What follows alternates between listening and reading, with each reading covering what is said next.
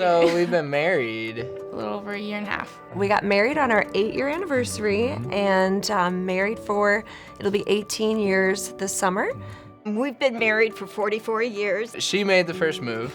Guess I slid into his DMs.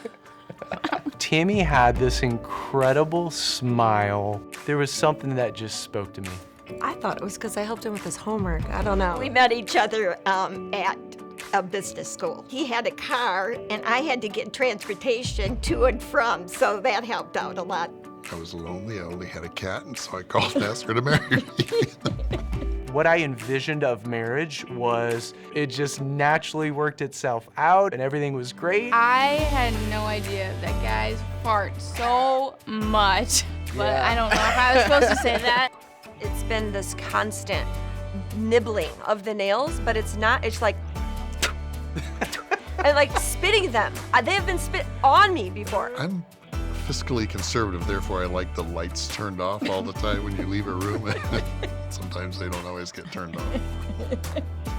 There really were not many arguments at all for years and years and years and years. I wouldn't say that that was a good thing. I was very much a people pleaser, so whatever he wanted, like, we'll just do that. Both of our families live right in town, 5 minutes away from where we live. You know, one of our families wanted to hang out with us, but we already had plans made and like just the two of us. And so for like the first time of like, no, like we need to say no to our parents at some point. Working through that has, you know, just like, no, we've set aside this time to be together.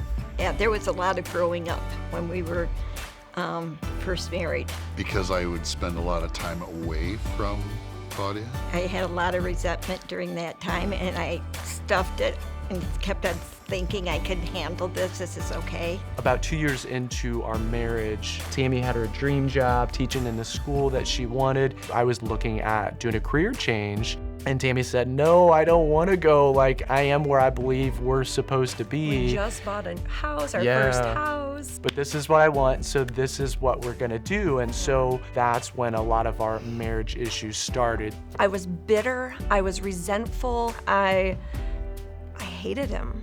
And I hated that I hated him. We just started to really totally be honest with each other, and it's still a work in progress in the way of communicating with each other. The only thing that really got us through is our commitment to Jesus Christ. It brought me to my knees, and it ultimately brought me to God. I didn't have a relationship with the Lord, and I said, God, if you're real, show me. And if you show me that you're real, I will follow you all the days, the rest of my life. And I felt the presence of like a warm electric blanket wrap around me, and at a heart level, just sensed it will be okay.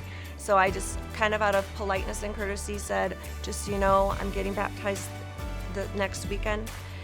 And he says to me, so am I.